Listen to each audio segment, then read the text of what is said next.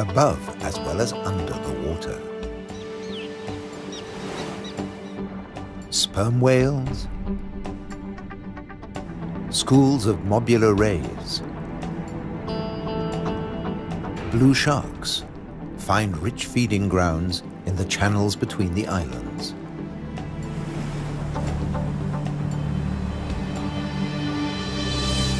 Nutrient-rich reefs draw in life. Blue whales seek out tons of krill in ocean depths. Here, around the Azores, Europe's wild islands.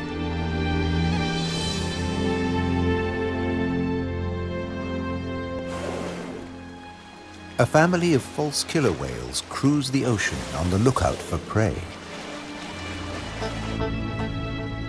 A blue shark patrols alone. Shoalfish confuse single predators. But when they meet false killer whales, the water boils. An individual false killer whale dives down with its prey.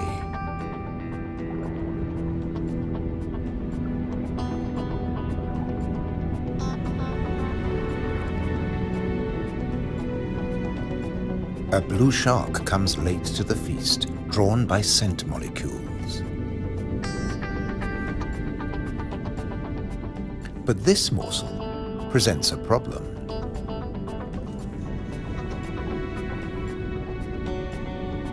With jaws not made for chewing, it'll never swallow this tail fin.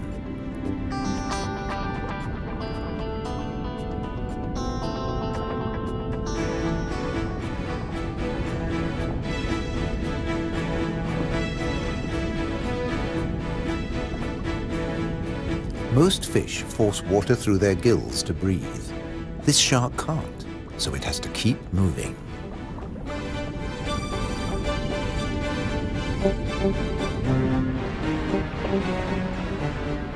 Near the surface, another blue shark is demolishing a tuna.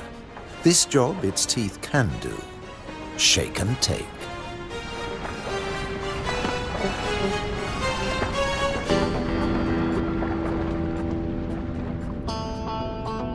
Fragments streaming from its gills float to the surface. A little extra for the seabirds.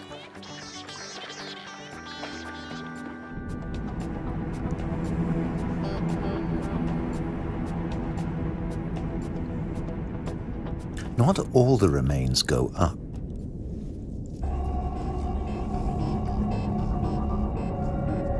Spread by the current, the scent draws a moray eel from its cave.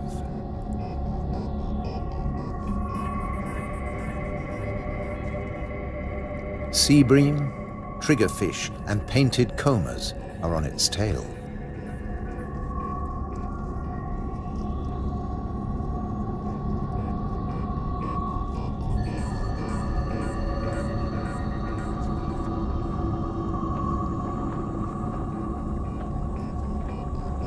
The ocean around the Azores is not short of flesh.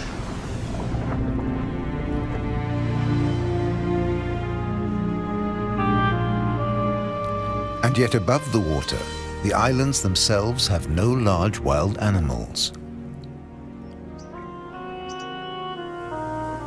When Portuguese sailors landed on the Azores in 1427, these first humans found no vertebrates at all, except birds and two small species of bat. The birds evolved over time. This variant of the grey wagtail lives only on the Azores.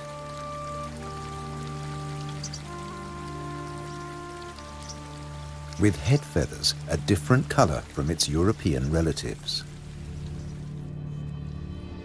Whole islands have changed too. Santa Maria must have been much warmer once.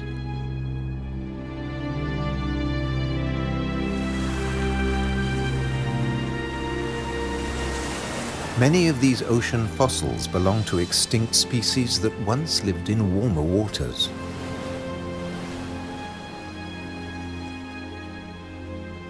The water temperature may have fallen, but not the diversity of species.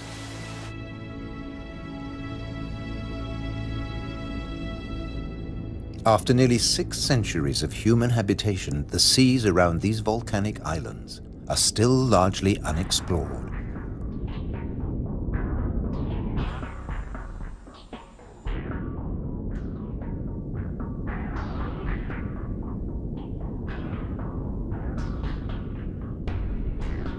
This is the world of the anglerfish.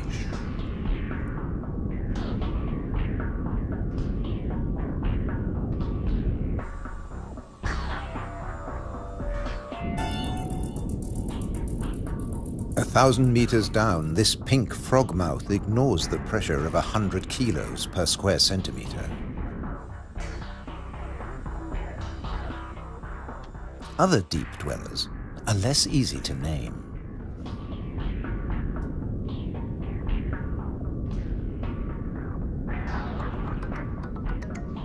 In the darkness, it's easy to underestimate your prey. It has to fit into your stomach.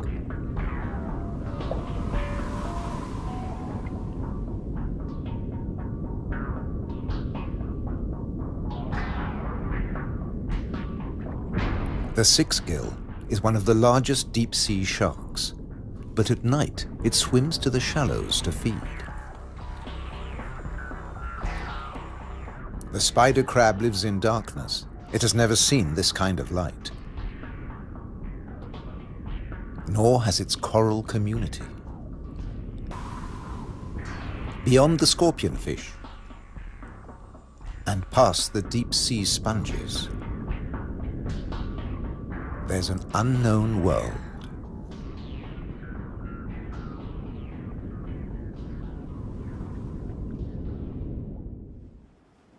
Imagine the Atlantic between Europe and America 8 million years ago.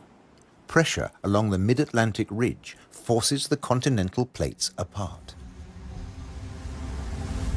Volcanoes pierce the surface on both the Eurasian and the American side. The Azores.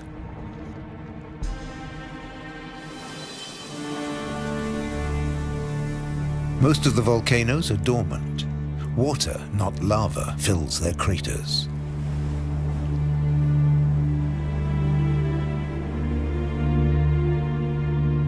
Sometimes only crater edges rear from the sea, worn down by the elements.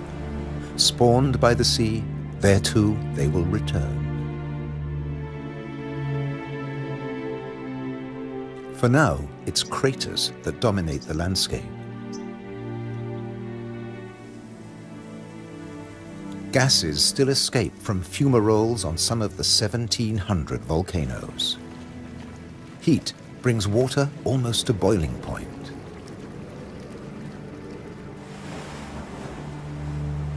A massive eruption hit Fayal Island 60 years ago.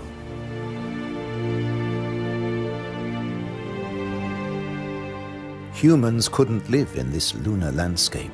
Hundreds followed the sun to America. On the volcano's slopes, life had to begin again. Birds were pioneers on naked rock.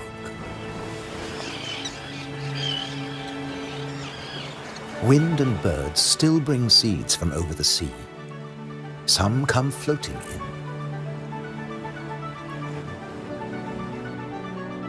Humans brought the Hottentot fig, and plants create the first soil on bare rock.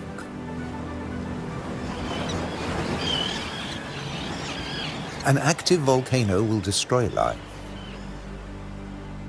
Dormant or extinct, it can create it, above and below the water.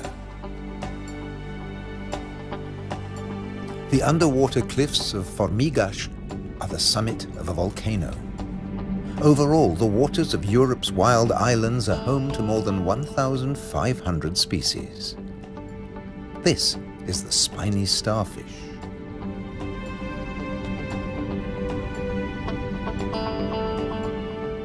There are 530 fish species, like the damselfish, swarming along reef ledges.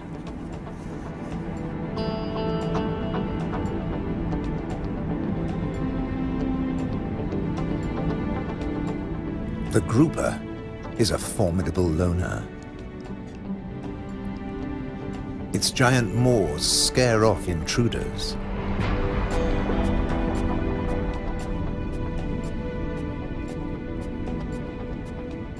The barred hogfish is a lot prettier than its name. It's a protogynous hermaphrodite like its cousin, the grouper. It starts off female until it reaches a certain length. Then it becomes a male, aggressively defending its territory.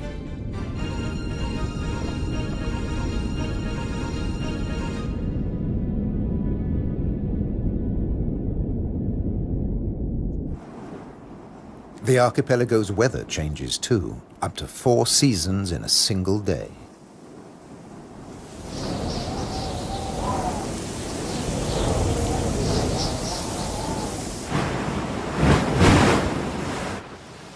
And when the winds blow above,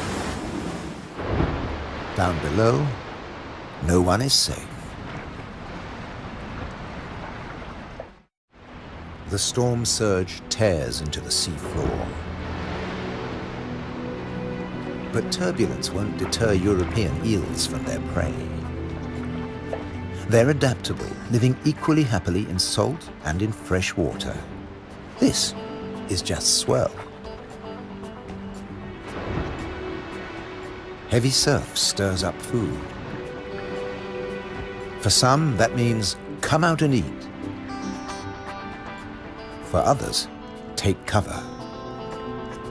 The powerful grouper hides in his rock grotto.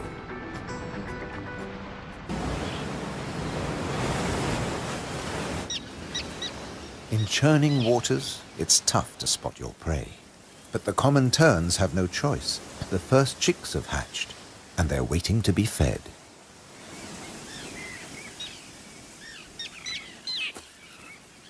Elsewhere, adults are still brooding. The nest, a few pieces of dried grass, hardly visible. The parents sit in turn for 3 weeks. Their beak, both dagger and tweezers, is perfect for catching small fish.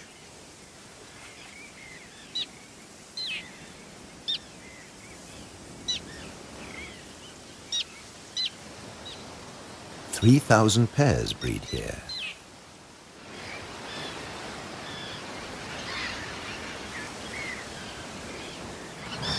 Typically, each couple lays 3 eggs.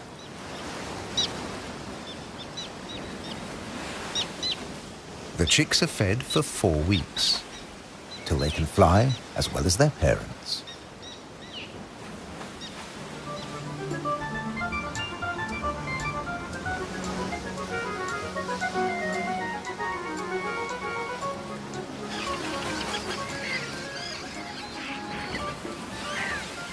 Then they're ready for takeoff on the long journey to South Africa.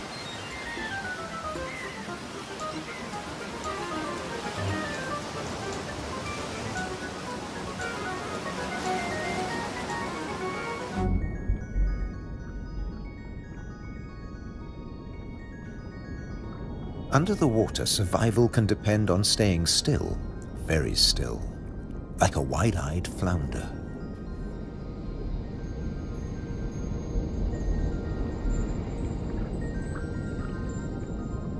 With his general-purpose military markings, the Guinean pufferfish doesn't mind being seen. The Atlantic lizardfish doesn't bother with disguises at all. It simply shimmies into the sand.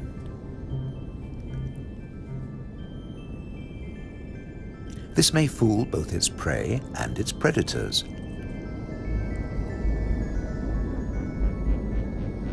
But it won't fool the pufferfish patrol.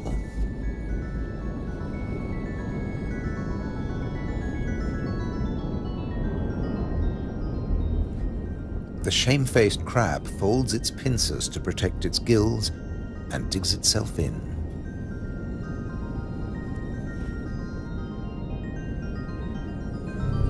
Leaving no opening for the plump flatfish.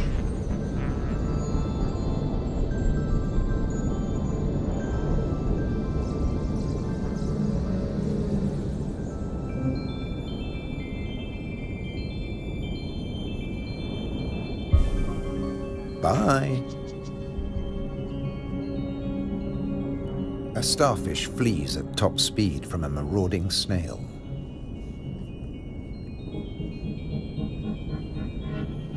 The Triton snail feeds mainly on echinoderms like the purple sea star.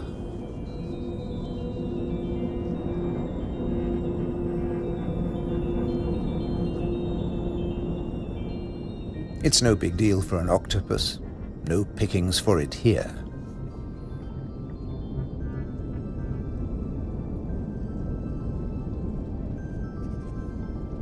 Sacrificing an arm, the starfish gets away.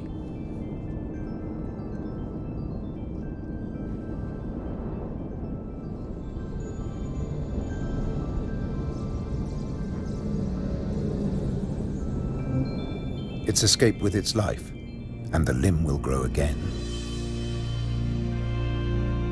These wild islands in the Atlantic are a freshwater reservoir. Vast amounts of seawater vaporize in the warm ocean air, and freed of salt, they unload onto the Atlantic islands.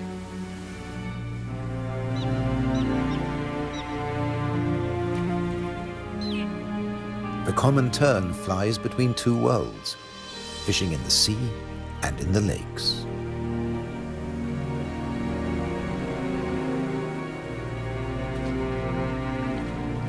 Humans brought the freshwater fish to these islands. Water flows straight off the impervious lava rock.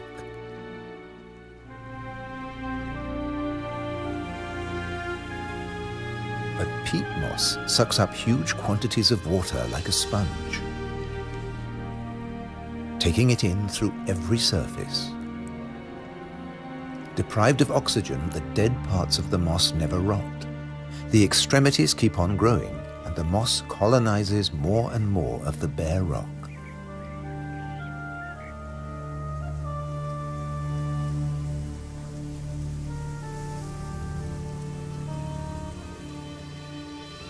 Just beneath, more than 270 caves pierce these wild islands, dark and cold. Perfect for isopods, crustaceans that have their breathing organs in their legs.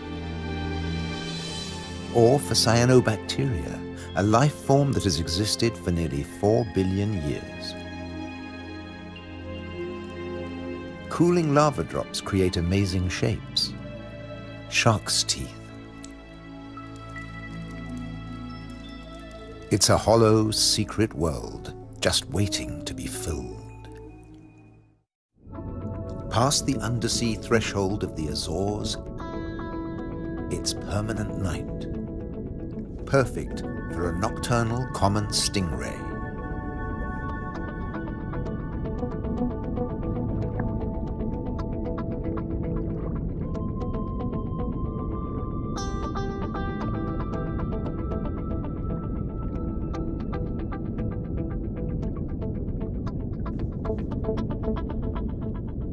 It's not alone here. Sliding over the cavern walls, unicorn shrimp. In the camera light, combers and scorpionfish snatch at their prey.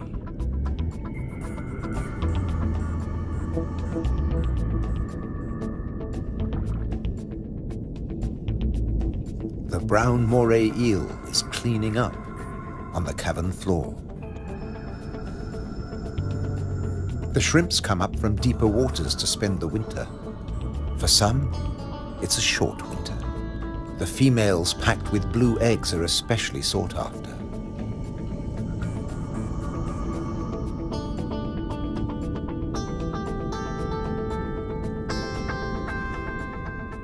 The shrimps also live off crustaceans, their own species. What's left of the moray eel's dinner?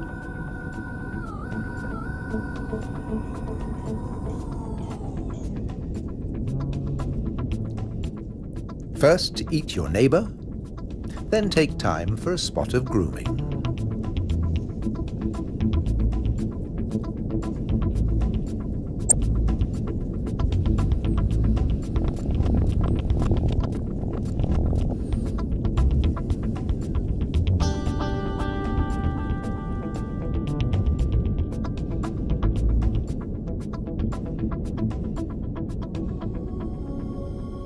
Nearby, on the rocks, an octopus with a human face reaches out.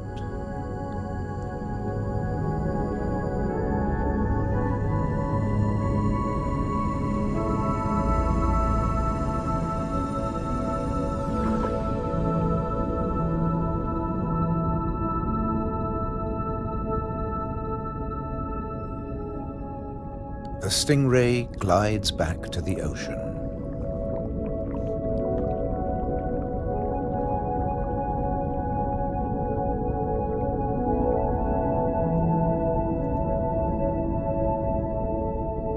Passing the hundreds of bristleworms growing in front of the cavern.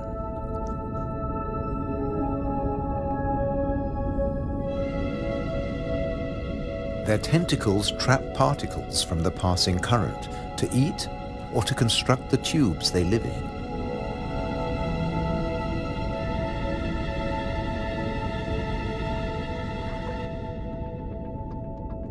Deeper down is a mysterious place, a rare sight in the Azores, a garden of soft corals. They don't make chalk exoskeletons like their tropical cousins.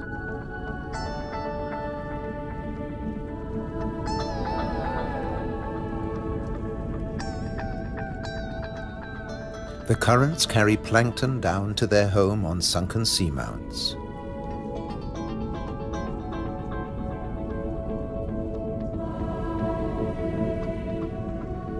The venomous buried anemone is active only at night. During the day, it contracts. Once, scientists couldn't agree whether corals were plants or animals, so they called them anthozoa, flower animals.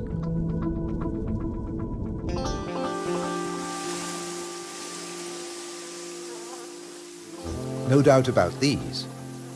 All the flowers on Europe's wild islands arrived from somewhere else. Hydrangeas came from Asia. Natural boundaries between fields. They're a symbol of the Azores.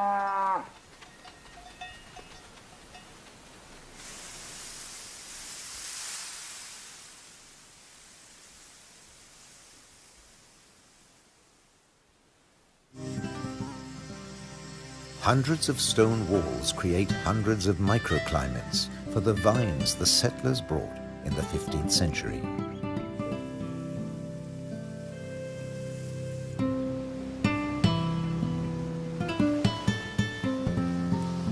"400 years later, the vineyards were abandoned as islanders left for America.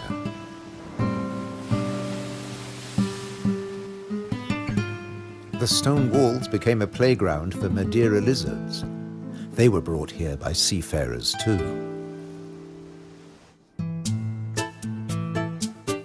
Azores wines are now fashionable again.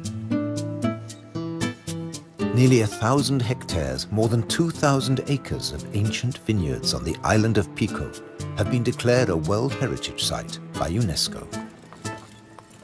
The ruts of ox carts, once the island's only transport. They dragged firewood and building materials for houses and stone walls. And they carried the new wines down to the coast to ship to Europe. But at a cost. Beneath these waters is the strangest, most dangerous place on the Azores. They call it the Anchor Graveyard. Scores of great iron anchors lying on the seabed. When an Atlantic storm hit, the only way to save your ship from the rocks was to cut the anchor rope fast and dash for the open sea. The iron left behind has become a rusting reef for a multitude of creatures. These anchors are coated by algae and tube worms.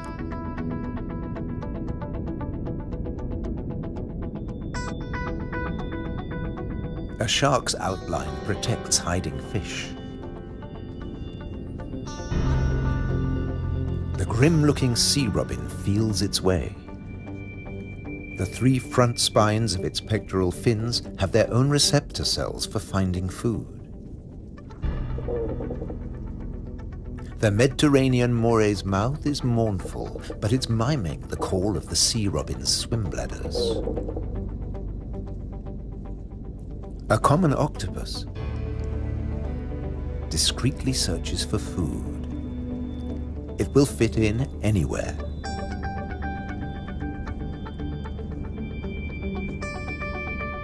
While bearded fireworms clear up the corpses in the anchor graveyard.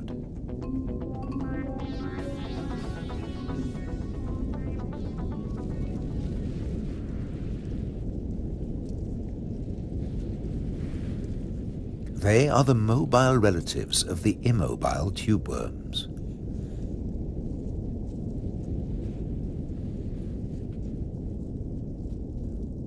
The octopus has found another spot to test its camouflage skills.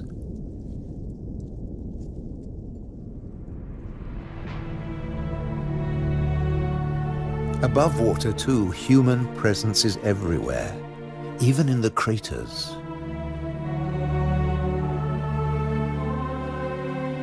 Any straight line means a wall, one that protects the grazing horses and cattle. By keeping the grass short, these domestic animals help the seasonal visitors that have been coming here for thousands of years. The ruddy turnstone digs to find fresh food. Black-bellied plover fly in from Russia on their way to their winter quarters in South America and South Africa.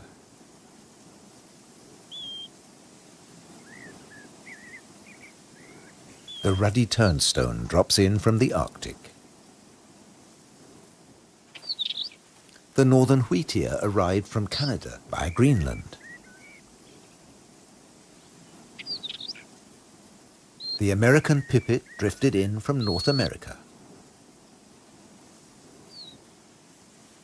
The blackbird? Well, it's here all year round. It's an endemic variety. The male is darker and glossier than its mainland cousin. Birds have to transport their own weight. A little body can be a big advantage on a long journey. But weight doesn't matter to other migrants. They're supported by water.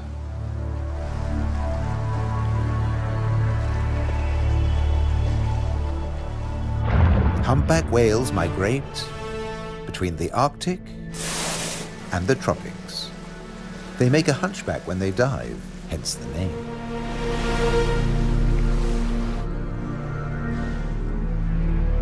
A pod of fin whales, the blue whale's closest relatives, the two species can interbreed. They swim back and forth between Arctic and subtropical waters.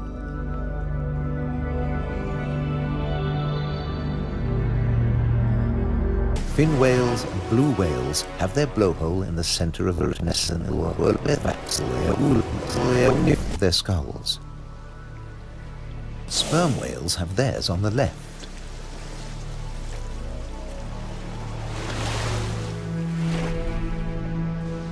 Baleen whales spend long periods sieving krill and plankton from the waters of the Azores.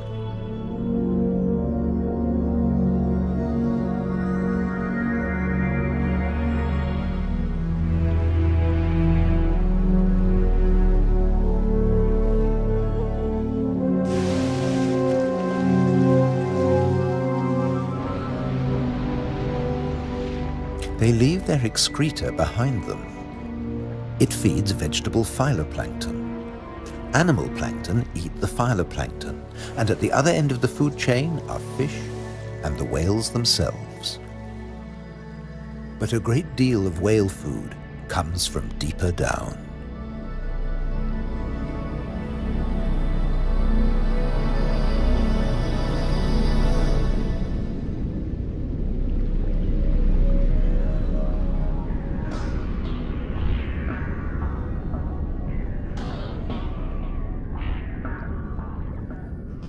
Meanwhile, not all the creatures of the eternal darkness are permanently banished to the depths.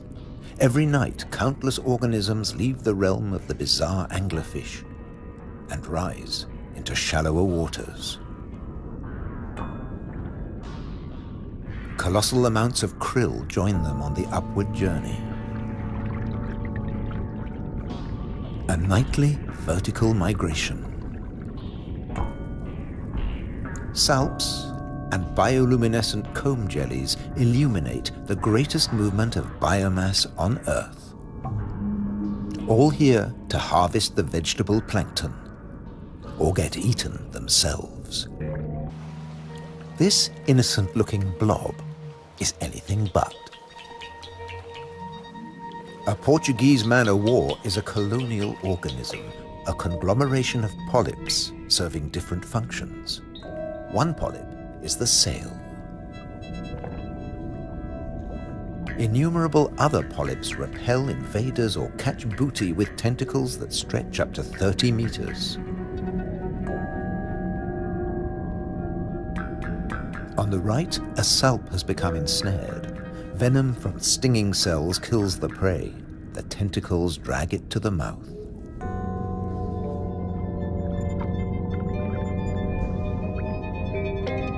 Salps are tunicates or sea squirts, more closely related to us than to jellyfish. Delicate bands of muscle rhythmically contract, pumping water through the salp's body, filtering its food.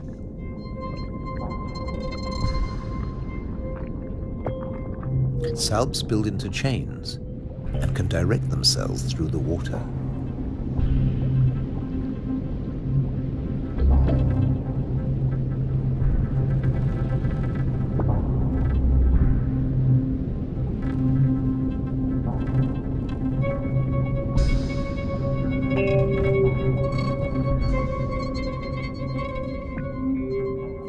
A chain can be up to a meter or longer.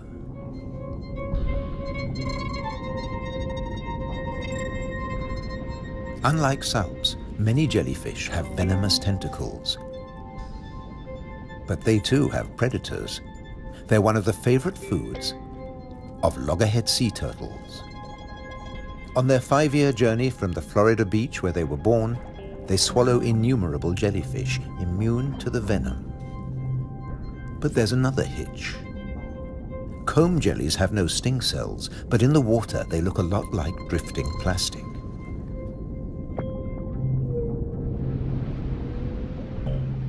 And that's the problem. The turtles try to eat plastic, and it kills them.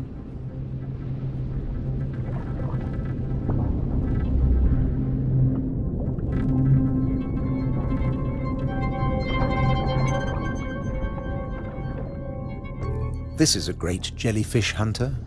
At up to 3 meters in length, the ocean sunfish particularly relishes the Portuguese man-o'-war. But that too catches other jellyfish.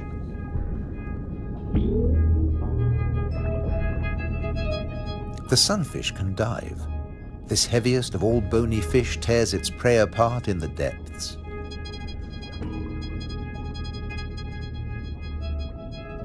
The man-o'-war must stay on the surface, but it's a most effective hunter.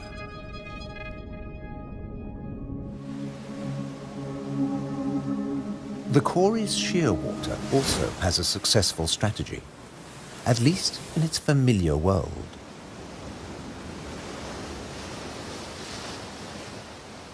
It deposits its eggs in niches high on the rocky cliffs. No surf, no high tide can reach its young. But now they face a new danger. Stray cats.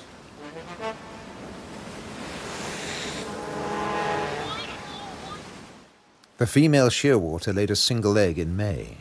Pity there's only one. Looks like a bad strategy now. They can't adapt to an unwanted gift brought by humans.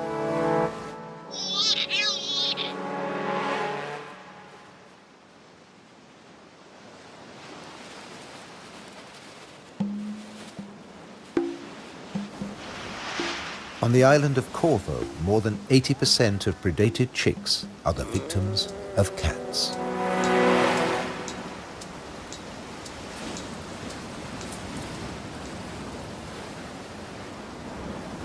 There's nothing the adult birds can do. They spend the whole day out over the sea.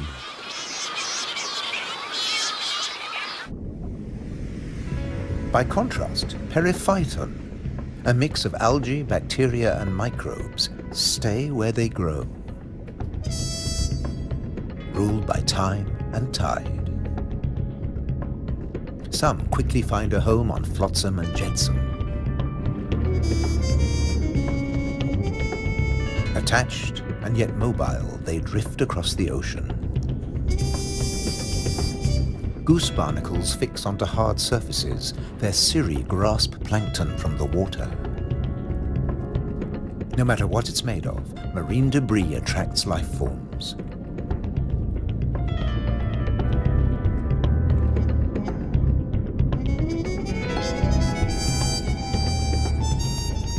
One of the ocean's fastest swimmers likes to stay close to flotsam, the mahi-mahi.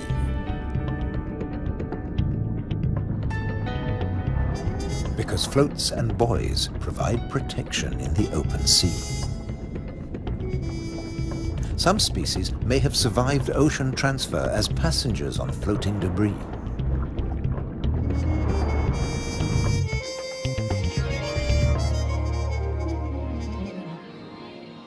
When shearwater breed, dusk brings a deafening chorus. Parent birds calling to their young as they return from the sea.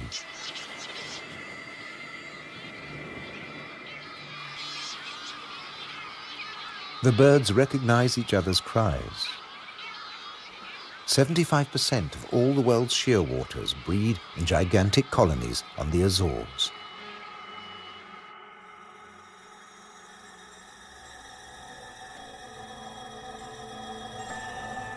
The name Madeira lizard says it all. This creature originated on a distant island. The Madeira wall lizard is very common on the Azores. It's one of the few reptiles found on these islands, and it's very fond of nectar.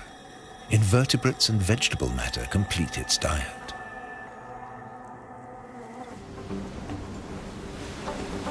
Just across the bay is the domain of a giant. This is the whale shark. The world's biggest fish. That's what 12 meters of muscle and cartilage say about the whale shark. Like mobula rays, it's mainly a plankton eater, but also eats crustaceans and small fish.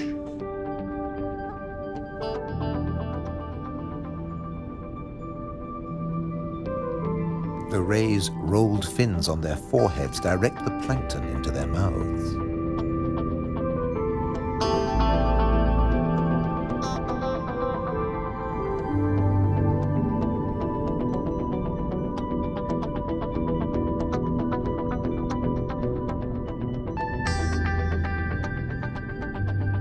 Mobula rays are part of the manta ray family.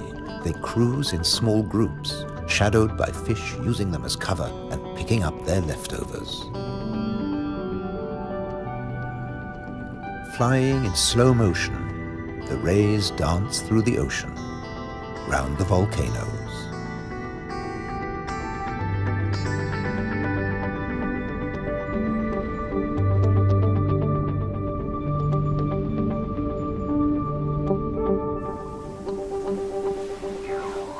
High above, there's something stirring on the cliffside.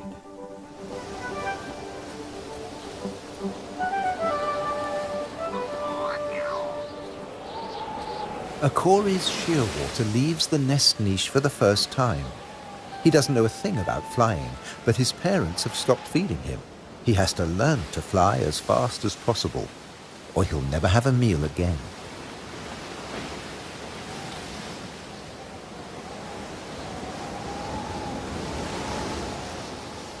He needs a takeoff point with a fair wind.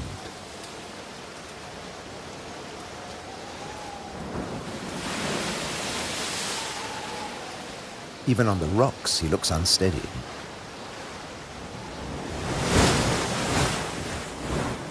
A fellow shearwater learns the difference between flying and falling.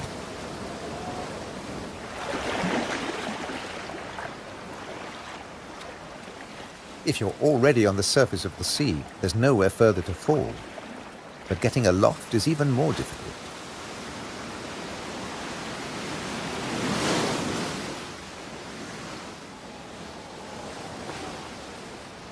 Wings over water. That's the right idea.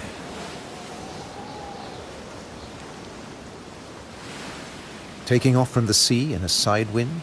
Tough even for the experienced.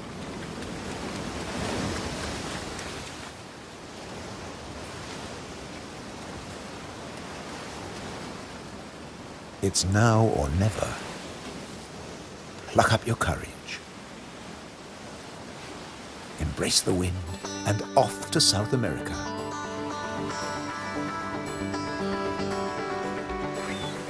On the Azores, you're either coming or going.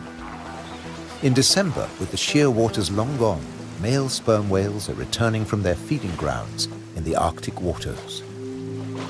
They meet males who were too young to make the journey and mothers with their young calves born while they were away.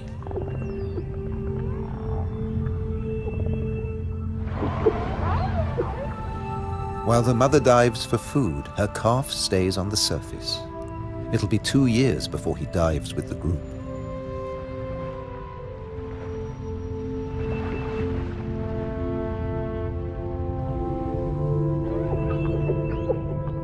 The whales will seek giant squid at a depth of 1,000 meters. At 18 meters and weighing in at 50 tons, sperm whales are the world's biggest toothed whales.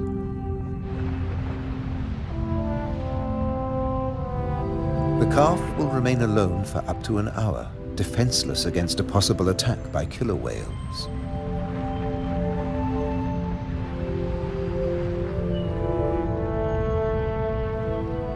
Finally, the group return from the deep.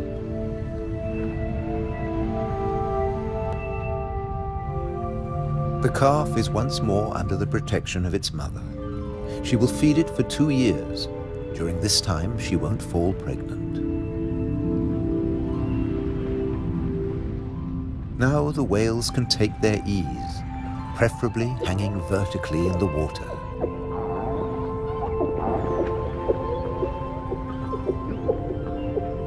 Someday the calf will join the long migration to the Arctic, before returning to Europe's wild islands, the Azores.